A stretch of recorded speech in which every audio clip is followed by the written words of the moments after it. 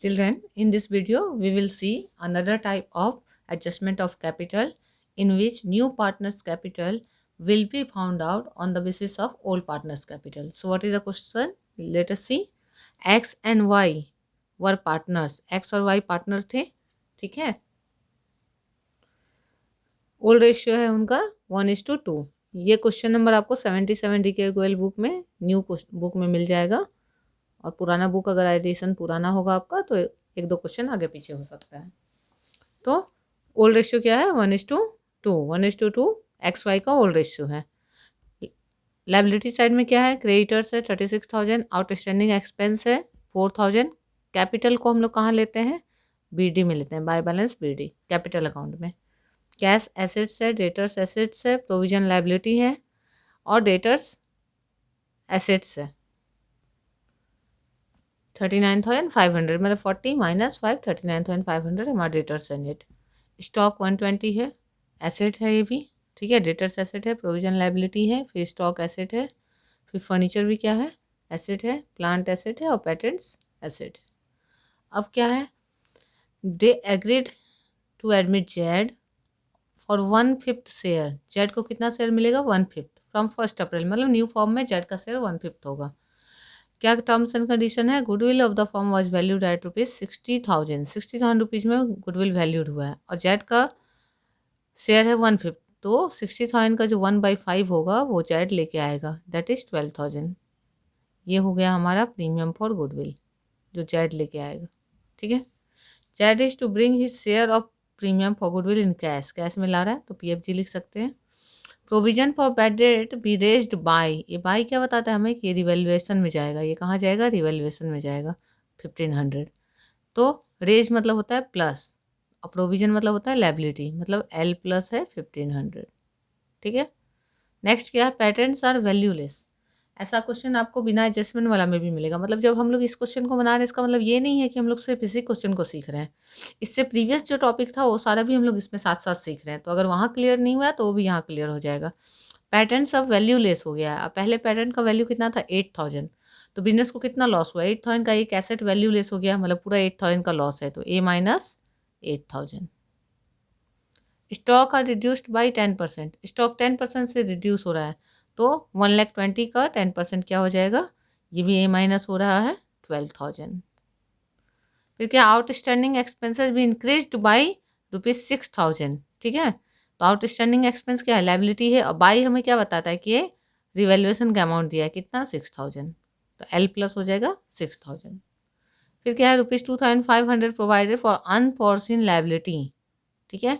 तो लाइबिलिटी है तो ये भी एक नया लाइबिलिटी इंक्रीज हुआ, ठीक है. Provision for unforeseen liability. फिर बोल रहा है Z is to bring in capital equal to 1/5 of the combined capital of X and Y. Means combined capital of X and Y will be taken, means X plus capital plus Y capital, and 1/5 of that will be brought in by Z. So before that we must know what is the combined capital of X and Y. So if we say that here it is given, no, we will not take this capital, we will take adjusted capital. Means we have to take here old ratio items also, which is not here in the question, and we have to take revaluation also. So revaluation is here, we need to take, and we have to take premium for goodwill. Means after all adjustment, what is the capital of X and Y, we will add that, and 1/5 of that will be brought in by the new partner. Okay, so let us see. तो हमें क्या लगता है? हमें पता है कि revaluation account तो इतने दिन में आप लोग सीख चुके होंगे. फिर भी डाउट है तो चलिए साथ साथ करते हैं. जहाँ पे दिक्कत होगी तो आप मुझे फिर से पूछ सकते हो. तो रिवैल्यूएशन अकाउंट, रिवैल्यूएशन अकाउंट में हम लोग क्या करेंगे? रिवैल्यूएशन अकाउंट का नेचर क्या है बताइए? नॉमिनल. नॉमिनल अकाउंट क्या बोलता है? Debit all expense and loss. तो एसेट और लाइबिलिटी में कब लॉस होगा? जब एसेट डिक्रीज हो और लाइबिलिटी इंक्रीज हो. और गेन कब होगा? तो उसका अपोजिट एसेट के इंक्रीज होने पे और लाइबिलिटी के डिक्रीज होने पे. तो इसके अकॉर्डिंग हम लोग इसको लेंगे. अब क्या है हमारा? सबसे पहला provision for bad date. Provision बढ़ रहा है, ठीक है. तो लाइबिलिटी इंक्रीज हो रही है. To provision for bad debts कितना से बढ़ रहा है? प्रोविजन 1,500 तो 1,500, ठीक है. इसके बाद फिर दूसरा क्या है? Patents are valueless. A- हो रहा है तो 2 पेटेंट्स, कितना का लॉस है पेटेंट्स में? 8000। फिर नेक्स्ट क्या है हमारा, स्टॉक भी रिड्यूस हो रहा है। 2 स्टॉक, कितना का स्टॉक रिड्यूस हो रहा है? तो 12000। हमने क्वेश्चन में डिस्कस कर लिया है, आप सारे इंपॉर्टेंट पॉइंट क्वेश्चन के नोट करके रख सकते हैं, ठीक है। या आपके पास DKOL बुक है तो उसका क्वेश्चन निकाल के सामने में रख लीजिए, या फिर इस क्वेश्चन को ही आप सामने में आराम से देख सकते हैं। और अगर आप ये क्वेश्चन चाहते हैं तो मैं इसका प्रिंट भेज सकती हूँ आपको, कमेंट सेक्शन में मैं डाल दूँगी। उसके बाद फिर क्या है, आउटस्टैंडिंग एक्सपेंसेस भी इंक्रीज्ड बाय 6000। तो आउटस्टैंडिंग एक्सपेंस भी क्या है? लायबिलिटी है, एक लायबिलिटी इंक्रीज हुआ है, तो कितना से? 6000 से। तो 2 आउटस्टैंडिंग एक्सपेंसेस 6000, ठीक है। फिर क्या है, एक अनफोर्सिन लायबिलिटी है, तो 2 provision for unforeseen liability,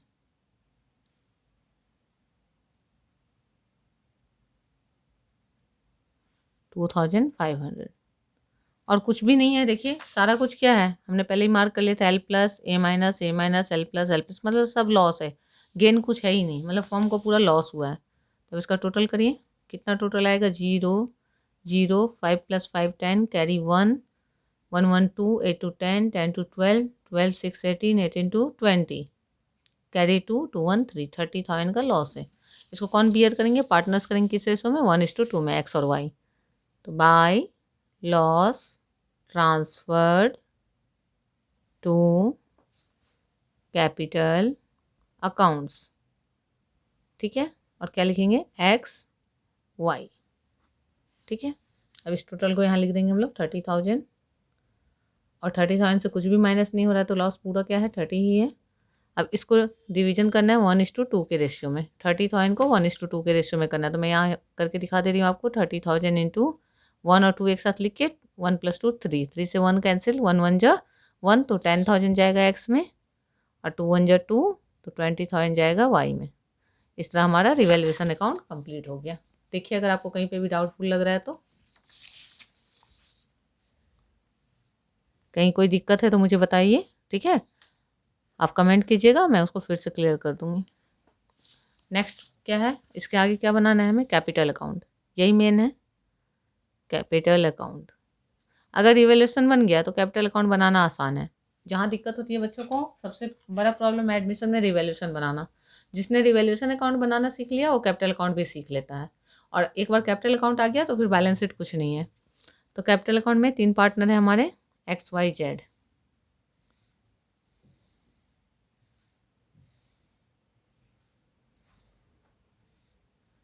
XYZ,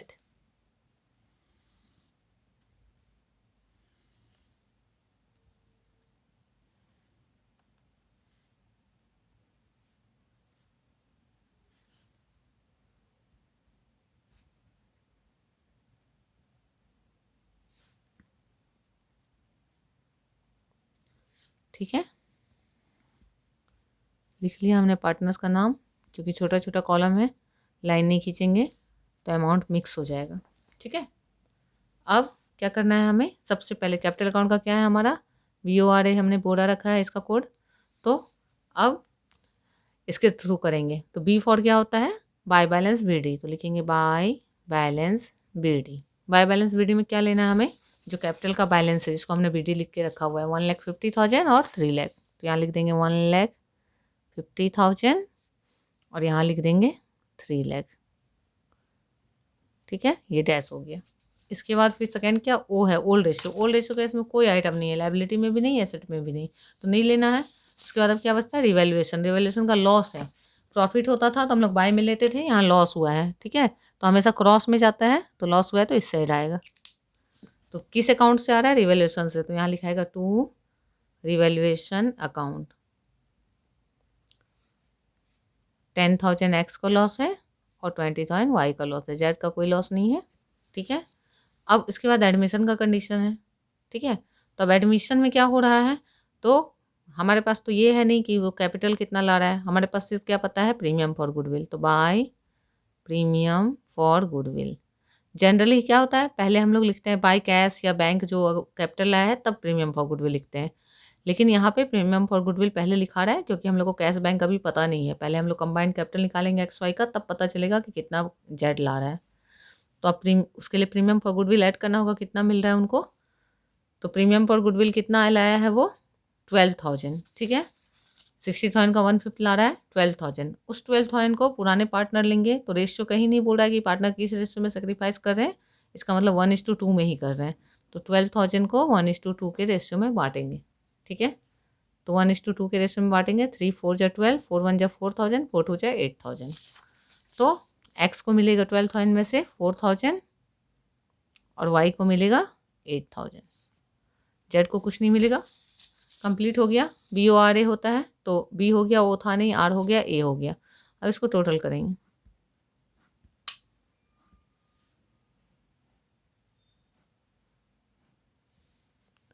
total करेंगे तो यहाँ आ गया 1,54,000, यहाँ गया 3,08,000।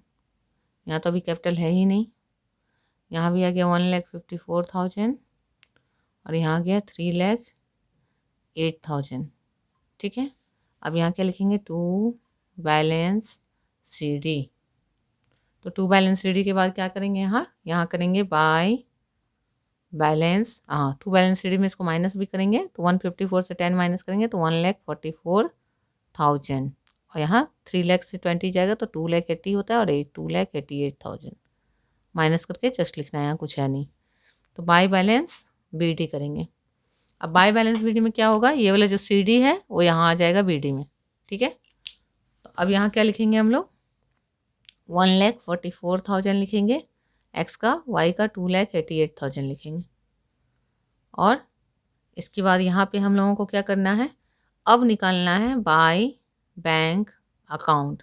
यहाँ कैश है या बैंक है देखना पड़ेगा। तो यहाँ कैश है, कैश है तो कैश लिखेंगे, बैंक होता तो बैंक लिखते। By cash account, balance sheet पे डिपेंड करेगा कि कैश लिखना है या बैंक, इतना ही रोल है इसका।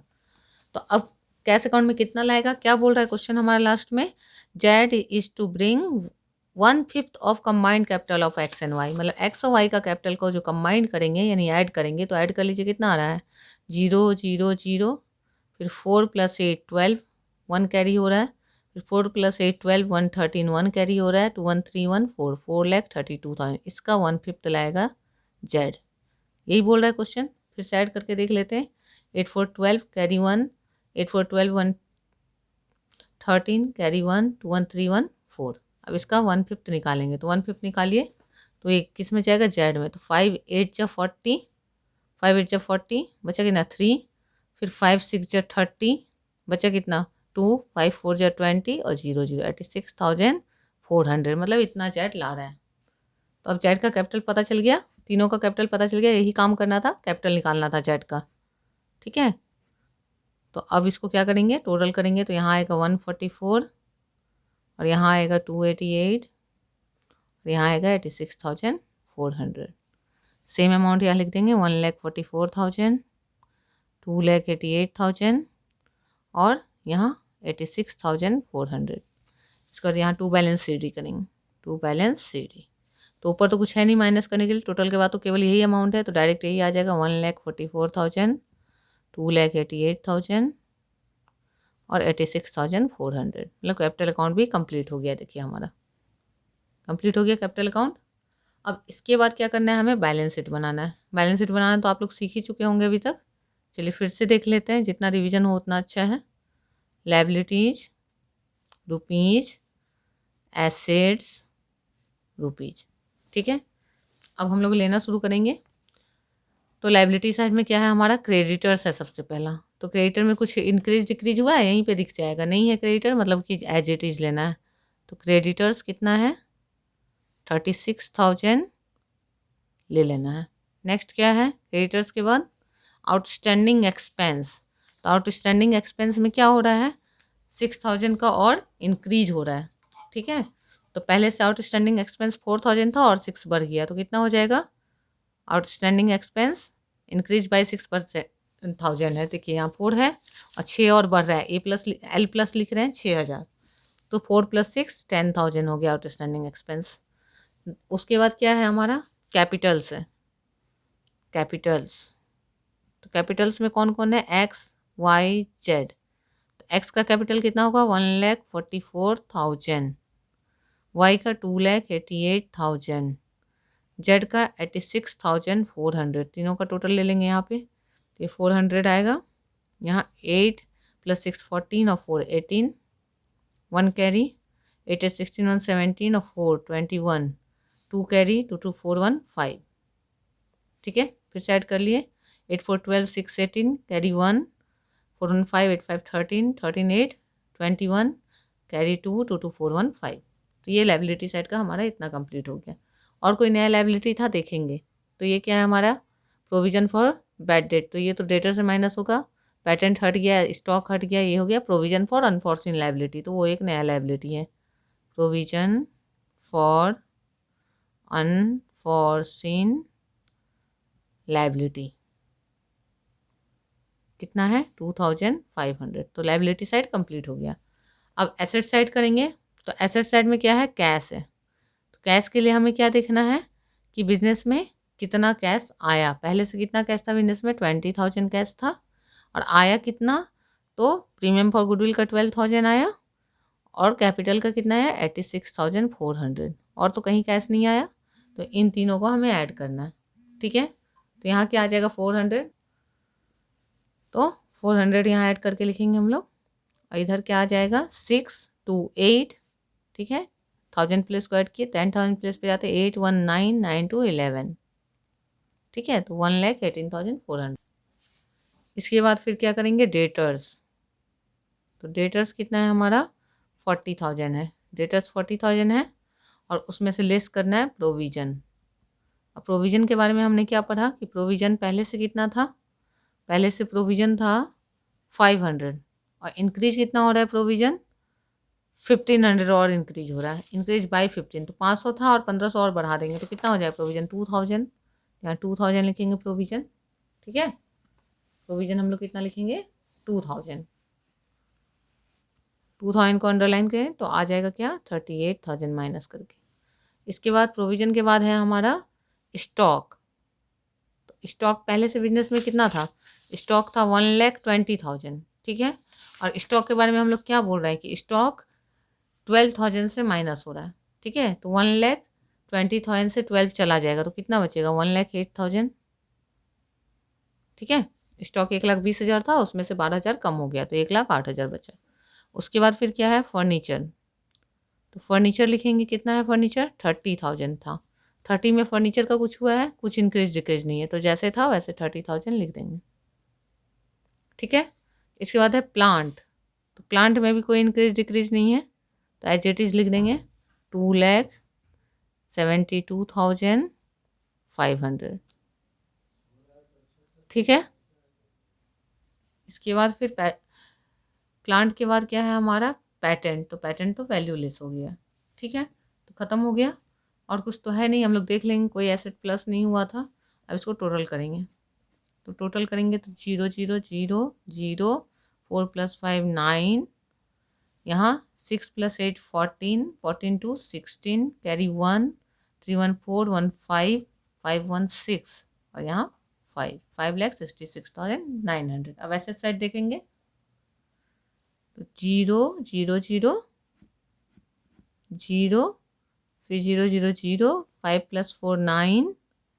इसके बाद फिर हमारा 8 8 16 16 8 24 और 2 26, 26 का 6 लिखेंगे, 2 कैरी हुआ, 2 1 3 3 6 3 9 9 7 16, 1 कैरी हुआ, 1 1 2 1 3 2 5 5,66,900। देखिए दोनों साइड का टोटल बैलेंस शीट का हमारा आ गया।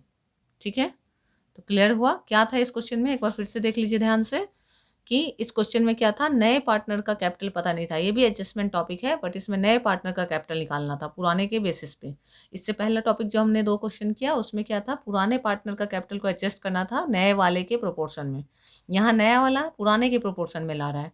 तो सबसे पहले हमें पुराने वाले पार्टनर का फाइनल कैपिटल निकालना पड़ा। जब फाइनल कैपिटल निकल गया उसका तो उसको ऐड करके उसका 1/5 बोला था, वो नए वाले का कैपिटल आ गया। फिर बैलेंस शीट ही हुआ, फिर हमने बैलेंस शीट बना लिया। ठीक है, तो सिंपल क्वेश्चन है, अच्छे से देखिए। लेकिन यही क्वेश्चन एग्जाम के लिए बहुत इंपॉर्टेंट होता है। 6 मार्क्स के लिए क्वेश्चन श्योर शॉर्ट आप लोगों का आता है। उसको अच्छे से रिवीजन कीजिए। जितना आप रिवीजन करोगे उतना अच्छा आपका एग्ज़ाम होगा। और वीडियो अगर अच्छा लगे तो उसको लाइक कीजिए, क्योंकि आप लाइक करते हो तो मुझे और वीडियो बनाने के लिए मोटिवेशन मिलता है। Thank you all.